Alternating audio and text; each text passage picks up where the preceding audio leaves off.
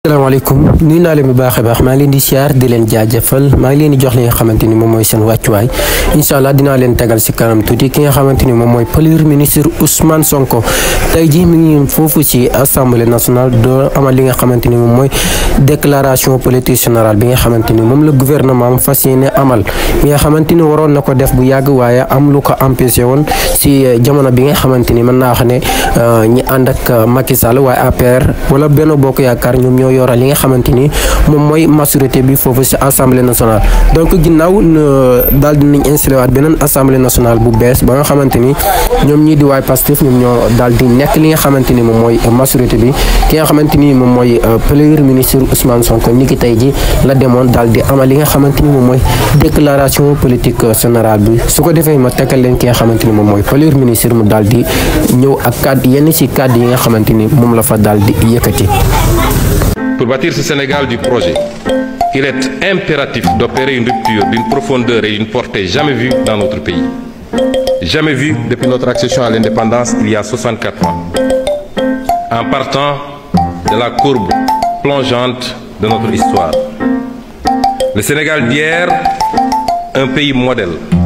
dans une Afrique conquérante. Partie intégrante des grands empires et royaumes d'Afrique de l'Ouest du XIIe siècle à l'arrivée des premières puissances coloniales. Un pays de résistants,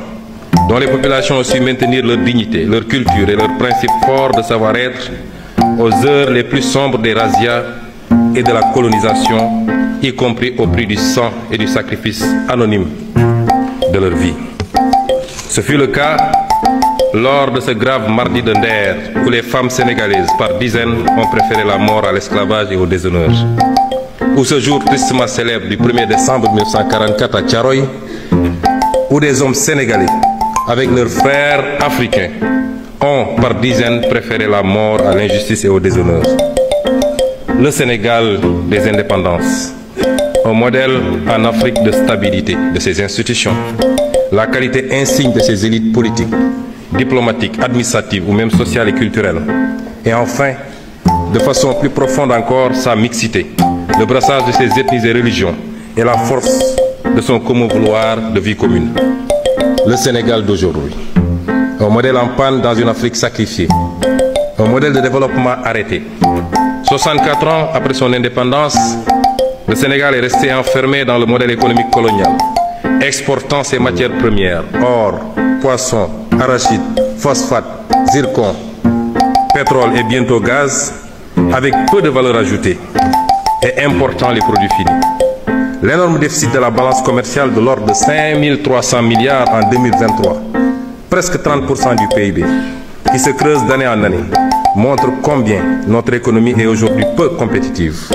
Cela s'est traduit par une croissance trop faible et trop fragile. La croissance annuelle moyenne de 1960 à 2023 a été seulement de 3,1%,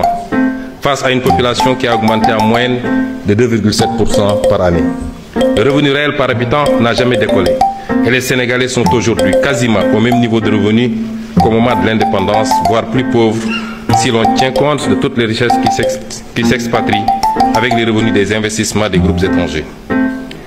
Dans les semaines à venir,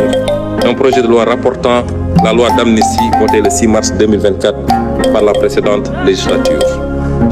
Pour que toute la lumière soit enfin faite et les responsabilités établies de quelque bord qu'elles se situent. Il ne s'agit pas ici de chasse aux sorcières, encore moins de vengeance, car aucun sentiment de revanche ne nous anime. Loin de là,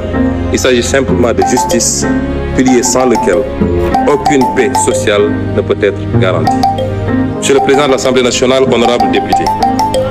la vision mo ngi nonu yenn ci cadre yi nga xamanteni mom la premier ministre Ousmane Sonko dal di yëkëti fofu ci assemblée nationale dal dina digal li nga xamanteni mom moy lérangé mbiru ci mu jëm ci li nga xamanteni mom moy événement yi ci amone ci wéru mars dal dina ci ñëw bu baaxa ba ak li nga xamanteni mom moy loi amnistie bi nga xamanteni ñu ko woté won ci jamono bi nga xamanteni bobu la fi Macky Sall dal di nek ñu woté loi amnistie bi nga xamanteni dañuy fatte lepp lo xamanteni joton xew ci réew mi ni loolu nag dafa mel ni premier ministre Ousmane Sonko donte ne loi boobu moom